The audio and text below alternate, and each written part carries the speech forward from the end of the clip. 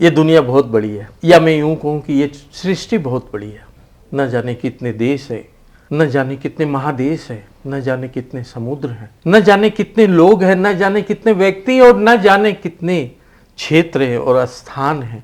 पर क्या हम आप उन सब के बारे में जानते? नहीं जानते, कोई नहीं जानता। अगर कुछ भी जानता है किसी के बारे में तो थोड़ा बहुत जानता है, बाकी बातें तो अनकही रह जाती है। और यही मकसद से मैं लेके आया हूँ। मैं कौन?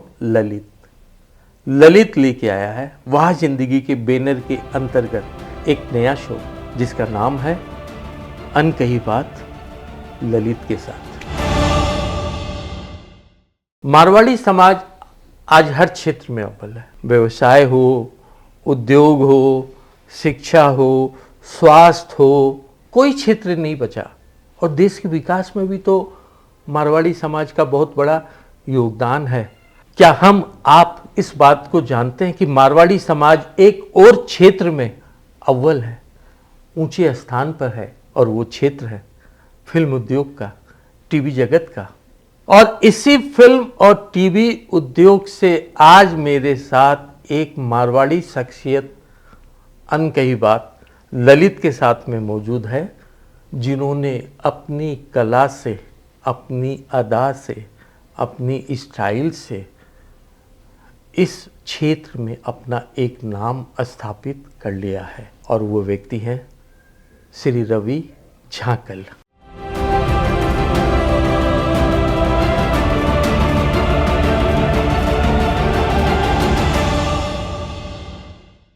रवि जी, थारो बहुत बहुत स्वागत करूं मैं।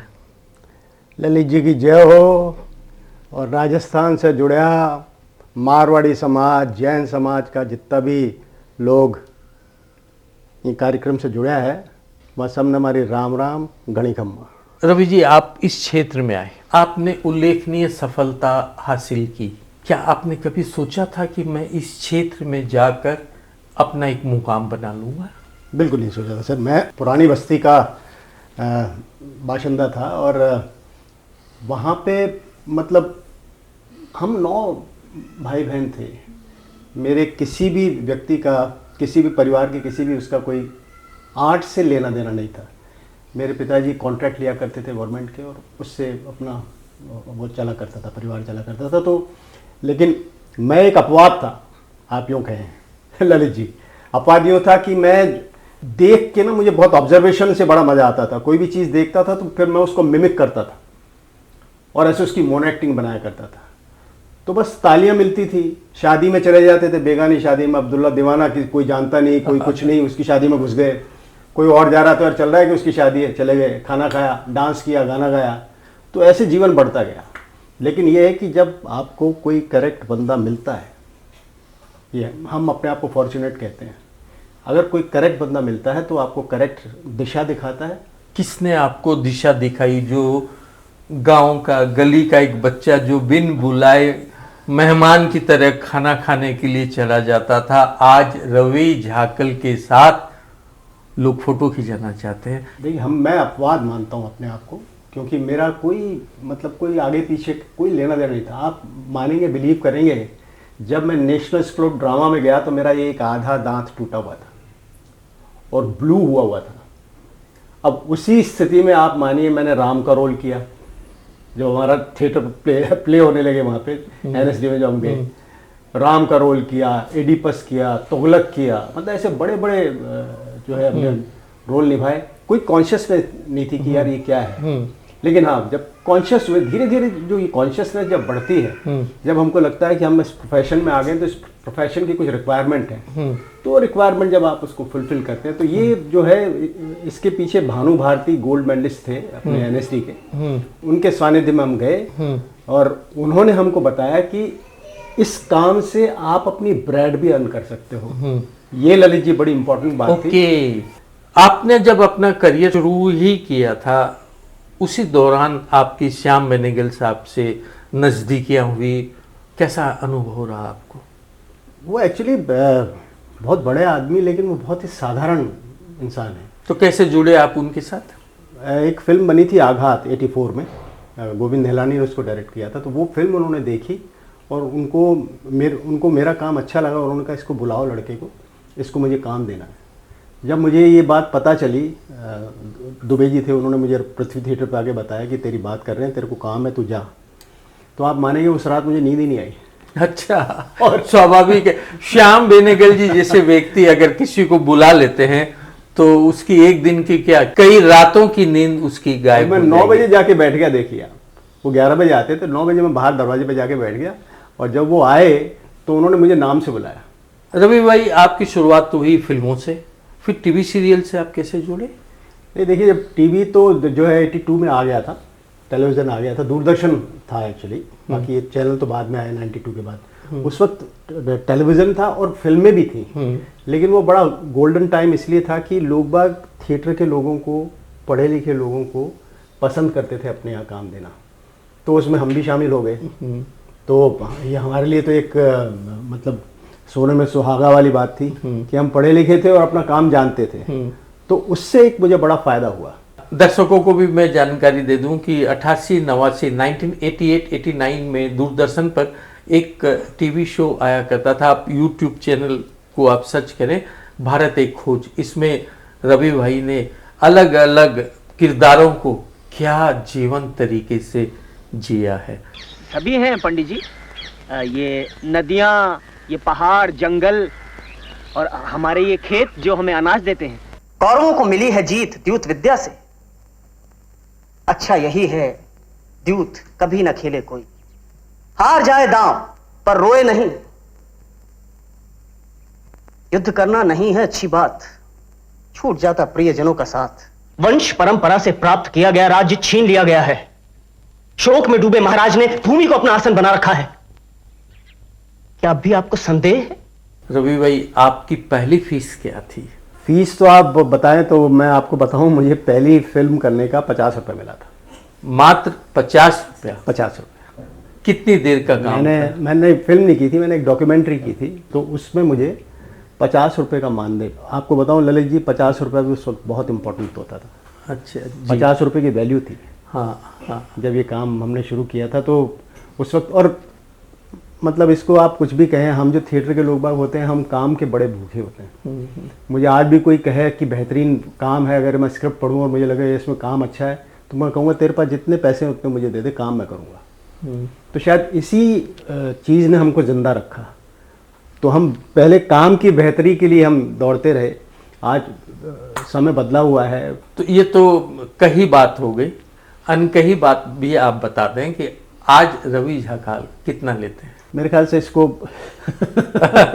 ये कि नीचे रख के तो ही अच्छा है। लेकिन मैं आपको एक जनरल बात बता देता हूँ कि हम जो एक्टर्स होते हैं वो मतलब हम डिमांड नहीं करते, हम अपनी फीस बताते हैं।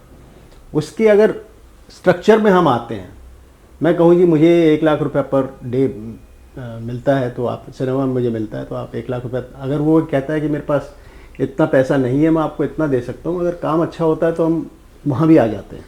ये मेरा ही नहीं, ये मैं जनरल आपको बात बता रहा हूँ। एक्टर की कोई वो नहीं है कि भाई इतना ही फीस होती है, क्योंकि आइए आप तय करते हैं कि आपको कितना वो मानदेय चाहिए, ये आप खुद तय करते हैं। तो जिस समय आप विभिन्न संस्थानों में आप पढ़ाई कर रहे थे, उस समय के कोई आपके दोस्त जो आज भी फिल्म इंडस्ट्री में आपके साथ काम कर रहे हो? बहुत सारे लोग हैं। पुरी साहब हमारे सीनियर थे एक्चुअली। नसरुद्दीन शाह हमारे सीनियर थे। नसीर की जो वाइफ है रत्ना पाठक शाह, वो मेरी क्लासमेट थी। ओके।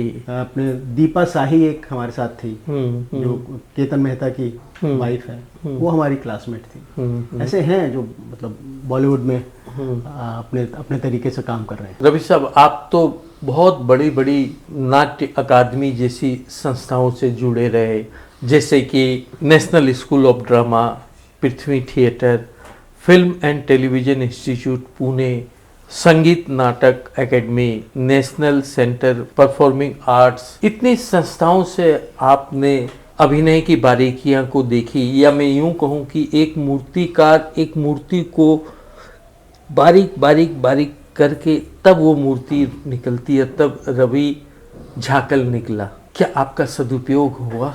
नहीं, देखिए जो सदुपयोग तो डेफिनेटली हुआ। हम जब जुड़े तो एक प्रोफेशनल संस्था है, राष्ट्रीय नाट्य विद्यालय गवर्नमेंट की एक बहुत बड़ी यूनिट है, जहाँ आप मानेंगे 60s से भी पहले वो एस्टेब्लिश हुई थी।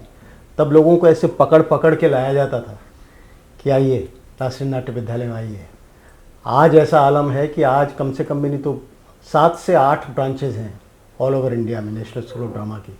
और वो फॉर्चुनेट होते हैं जो नाटक पढ़ने के लिए जाते हैं, हम भी उन्हीं में से हैं। और मैं तो आपके जितने भी यंग लोग बाग उनसे कहेंगे कि आप पढ़ाई ज़रूर कीजिए। किसी भी चीज़ को जानना है, अगर आपको थिएटर करना है, आपको फिल्में करनी है, तो आपको पढ़ाई करनी चाहिए। आप बिना पढ़ाई किए आईना देख के इस शहर में आएंगे ना, तो ये शहर आपको बहुत रगड़ेगा। ये शहर आपको सिखाने में वक्त ले जाएगा। 2-2, 3-3 साल आपको समझ में नहीं आएगा मुझे क्या करना चाहिए। तो मैं ललित जी ये कहता हूँ कि आप जब भी कुछ करना चाहें, आर्ट के फील्ड में आप कुछ करना चाहें, तो आपको ज़रूर उसकी ट्रेनिंग या उसकी जानकारी होनी चाहिए। तो फिल्म इंडस्ट्री ने या टीवी इंडस्ट्री ने आप जैसे मजे हुए कलाकार को आपके लायक रोल दिया? बिल्कुल दिया। जब मैं NSD जाना चाहता तो मैंने अपने पिता से कहा कि मुझे 1400 रुपये फीस चाहिए, तो मेरे पिता तो बहुत अगेंस्ट थे। और उनका कहना था कि तू अगर जाएगा बॉम्बे में, देखना तू ट्रेन के अंदर ढपली बजाएगा। मेरे पिता ये कहा करते थे। तो हमारे मतलब बहुत शुरू से जब हम यंग हुए तो हमारे पिताजी को हमारी ज़रूरत थी एक्चुअली। वो कहते थे काम करो, पैसा लाओ। ऐसी सिचुएशन में हम निकल के गए। हमने नेशनल स्कूल ड्रामा का कोर्स किया, हम पढ़े, हम मुंबई आए। अब मेरे जैसे एक छोटे से आर्टिस्ट के पास अपना इस शहर के अंदर मकान है। एक छोटी सी जगह मैंने अपने नेटिव प्लेस में भी बनाई हुई है, जयपुर में। मुझे लगता है कि मेरा जैसा बंदा अगर ये कर सकता है तो कोई भी कर सकता है। रवि भाई, आपकी कोई बेहतरीन फिल्में, बेहतरीन टीवी शोज जिसकी एक्टिंग करके आपको भी आनंद आया हो कि यार ये रवि झाकल ने किया है, आप खुद प्रेरित होते हो उससे? देखिए, एक प्रोग्राम आता था जुनून के नाम से, एक सीरियल आती थी, बहुत फेमस हुई थी वो, 5-6 साल चली थी वो एक मेरी काफ़ी फेवरेट वो रही है। इसके अलावा डिस्कवरी ऑफ इंडिया, क्योंकि डिस्कवरी ऑफ इंडिया के करीब 56 एपिसोड आए थे, तो आप मानेंगे नहीं, उसमें मैंने करीब 34 एपिसोड किए थे और उसके अंदर 20 से 22 मेजर रोल मैंने किए थे। भारत एक खोज में मतलब मैं और ओम पुरी, हम 2 लोगों ने ही मैक्सिमम काम, मतलब मेन रोल उस शो में हमने किए थे। एक मेरी फिल्म आई थी वेलकम टू सज्जनपुर, उसमें मैंने यूनक का रोल किया था, बहुत फेमस हुआ था और उसके लिए मुझे बॉलीवुड में भी रिकग्निशन मिला था। फिल्म फेयर के लिए मेरा नॉमिनेशन भी था उसमें। आए खड़ा हो मेरे दुश्मनों का, आए मतलब खड़ी हो रही और राम सिंह की उस हत्यारिन भाभी साहब को ऐसे नहीं जीतने दूंगी मैं। हाँ। एक फिल्म थी समर, जो अभी तक रिलीज हुई, मिस्टर बेनेगल ने बनाई थी। उसमें मैं बेस्ट सपोर्टिंग एक्टर के लिए नेशनल अवार्ड के लिए मैं था, तो वो मुझे नहीं मिला और मनोज को वो सत्या के लिए अवार्ड मिला था। तो अगर मनोज को न मिल के मुझे मिलता तो हो सकता मैं मनोज के साथ होता। मैं आपकी दुखती रग पे हाथ रखना चाहता हूँ, रख दूं? रखिए। जैसा कि अभी आपने खुद बताया, मैंने आपकी पूरी जानकारी ली, आपको कई जगह राष्ट्रीय पुरस्कार के लिए, कई जगह फिल्म फेयर, न जाने कितनी संस्थाओं के द्वारा आपको बेस्ट के लिए चुना गया, चाहे सपोर्टिंग हो या कैरेक्टर का रोल हो, पर आप कहीं न कहीं चूक जाते थे। क्या कारण रहा होगा और उस समय आपकी मानसिक स्थिति क्या होती थी? ललित जी, डेस्टिनी, मैं इसमें बिलीव करता हूँ इंसान को उतना ही मिलता है जितना उसकी नियति में लिखा है। तो मुझे जो मिला बहुत मिला, मुझे कोई शिकवा नहीं है अपने जीवन से। मैंने काफ़ी जो है काम किया है और ऐसा काम किया है जो 100 साल तक लोग उसको देख सकते हैं। मेरे ख्याल से बहुत है ललित जी। रवि भाई, आपकी ये बात वाकई अनकही है लेकिन कही के रूप में आज चरितार्थ होने जा रही है कि लोग आज बहुत पाने की कोशिश करते हैं, मुझे ये मिल जाए, मुझे ये मिल जाए, और जब नहीं मिलता है तो डिप्रेशन में चले जाते हैं और जो मिला उसका भी आनंद नहीं उठाते हैं। और आपने इतने बड़े बड़े राष्ट्रीय पुरस्कार न मिलने के बावजूद भी आप नॉमिनेट हुए और आप कह रहे हैं कि मैं बहुत खुश हूं। वाकई रवि भाई, अरे रवि भाई, अनकही बात आपके सामने में आ गई, लोग खुश होंगे, लोग जानेंगे। ललित जी, सब ठाठ पड़ा रह जाएगा जब याद करेगा बंजारा। हम अपने साथ कुछ ले जाने वाले नहीं हैं। हम तो छोड़ के जाएंगे सर। हम तो लोगों के लिए एंटरटेनमेंट छोड़ के जाएंगे। जब इस दुनिया से जाएंगे तो हम मरेंगे नहीं। आर्टिस्ट की सबसे बड़ी चीज क्या है, वो मरता नहीं है। कोई आपका एक बेस्ट डायलॉग जिसको बोल के आपको मजा आया हो? आपको मैं अनकही बात है तो मैं अनकही बात आपको सुनाता हूँ, सबको पसंद आएगी। हाँ। जब मैं छोटा था तो तीज पूजा करती थी मेरी सिस्टर। हाँ। तो मैं उसको सुना करता था और सुन के वो चीज़ मेरे कानों में ऐसे की ऐसे आ गई। आप कहते हैं ना सिंगिंग में जो है रैप जो है बहुत इंपॉर्टेंट है। पंजाब के लोग बाग रैप बहुत अच्छा गाते हैं। कुछ नहीं गाते सर। मैं आपको अपना राजस्थान का रैप सुनाता हूँ। तीज पूजते वक्त हमारी लेडीज जो हैं अपने हस्बैंड के लिए दुआएं मांगती थी। कैसे मांगती थी? सन मन सोड़ा जी सात कचोड़ा जी सर भोड़ा दोन्यू जोड़ा जोड़ जवारा गेहूं 11 रानी पूजा राज न मैं पूजा सुहाग न रानी को राज तब तो जाए माँ को सुहाग बढ़ तो जाए गोर गोर गणपति रही सर पूजा पार्वती रह पार्वती का लागिला गोर का सोना का टीका दे तम का दे बाला रानी भरत करो रे खेर खंड लाडू आयो लाडू ले बीरा दियो बीरो मन चुंदर दी चुंदर ले में गोर उड़ाई गोर मन स्वाग दियो भाग दियो सन मन सोड़ा। क्या करे सर आप रे। मैं तो आज तक ये समझता था कि पंजाबी में या हिंदी में या इंग्लिश में ही रैप होता है। मैं तो पहली बार मारवाड़ी में मैं तो ये सुनो मजो आ गयो मजो आ गयो मजो आ गयो। रवि भाई, आपके परिवार में कौन कौन है? सर मेरे एक अदद बच्ची है, लड़की है जी, और मेरी वाइफ है जो क्लासिकल डांसर है, बिरजू महाराज की डिसाइपल है जी। उसकी अपनी ऑर्गेनाइजेशन है किंकिनी, जो वो जयपुर में उसको चलाती है। करीब 12-13 साल से वहाँ है। मेरी डॉटर मेयो गर्ल्स कॉलेज में पढ़ी। यहाँ पे उसने मास कम्युनिकेशन का कोर्स किया। सुजीत सरकार के साथ उसने काफ़ी काम किया, काफ़ी फिल्मों में उसके साथ रही। अब उसने अपनी एक फिल्म बनाई है, हम ही लोगों ने बनाई है, अब गुंठन के नाम से। अच्छा। जो सिंगर्स होते हैं अपने जो राजस्थान के सिंगर्स होते हैं जिनका काम गाना होता है, उसमें एक औरतें पर्दे पे रहती हैं, वहाँ तो गा नहीं सकती। एक ऐसी लेडी की कहानी हमने ली है, परिवार की कहानी ली है, जो लेडी गाना चाहती है और उसके लिए कुछ भी करने को तैयार होती है। तो समाज उसको कैसे देखता है, ये हमारी कहानी है। आपको जरूर दिखाएंगे। श्योर। इंटरनेशनल मार्केट की जरूर है वो। जरूर। आपके मन में कोई ऐसी इच्छा जो अधूरी हो, कोई ऐसा रोल जिसे आप करना चाहते हो, कोई अनकही चीज जिसे आप कर कर दिखाना चाहते हो, ऐसे कोई भाव है कि आपको ऐसा रोल मिले? मैं जब थिएटर में था तब मैंने एक ब्लाइंड रोल किया था, एक अंधे का मैंने रोल किया था। और मेरा बड़ा मन था कि मुझे कोई ब्लाइंड कैरेक्टर करने को मिले सिनेमा में, जो अभी तक हो नहीं पाया। लेकिन अभी भी मतलब उम्मीद पे दुनिया कायम है। उम्मीद है कभी ना कभी मेरी जो इच्छा है वो पूरी होगी। रवि भाई, निश्चित रूप से आपकी उस एक्टिंग को देखेंगे जो आप करना चाहते हैं। वाकई आपसे बात करके मज़ा आया। मज़ा यूँ आया कि आपने कई बार ऊंचाइयों को छुआ, कई बार आपको बड़े बड़े पुरस्कार मिलकर भी न मिले, पर आपको उसका गम नहीं है, उसका दुख नहीं है। ये बात सबसे बड़ी बात है जो अनकही है। जी। लोग कही बात को देखते हैं कि मैं सफल होना चाहता हूं, मैं ये पाना चाहता हूं, और जब उसे नहीं मिलता है तो वो एक हताशा, एक निराशा, एक डिप्रेशन की जिंदगी जीने लगता है और उसकी जिंदगी जिंदगी बन जाती है। पर रवि झाकल ने कई बार ऊंचाइयों को छूने तक पहुंचने के बाद भी उन पुरस्कारों तक को नहीं पा सके, आज हंसते हुए, खिलखिलाते हुए अपनी जिंदगी को जी रहे हैं। वाकई रवि झाकल ने अपनी जिंदगी को बना दी वाह जिंदगी, और यही अनकही बात थी जो हम दर्शकों के सामने लाना चाहते थे। मैं आपकी परमिशन के साथ ललित जी एक बात कहना चाहता हूँ। आपके साथ बहुत सारे दर्शक जुड़े हैं। जो आजकल जो हो रहा है कि बड़ों का सम्मान मिस हो रहा है और आज के यूथ को दिशा नहीं है। उसको ये नहीं पता कि मुझे क्या करना है, अगर करना है तो उसका तरीका क्या है। शॉर्टकट ढूंढने लगा है। मैं आपके सब दर्शकों से निवेदन करूंगा कि जीवन का शॉर्टकट कुछ नहीं है। आपको मेहनत करनी पड़ेगी, आपको सीखना पड़ेगा, और सबसे बड़ी बात, अपने बड़ों का सम्मान। देखिए, उनका वरदहस्त जब आपके ऊपर होगा ना, तभी आपकी तरक्की होगी।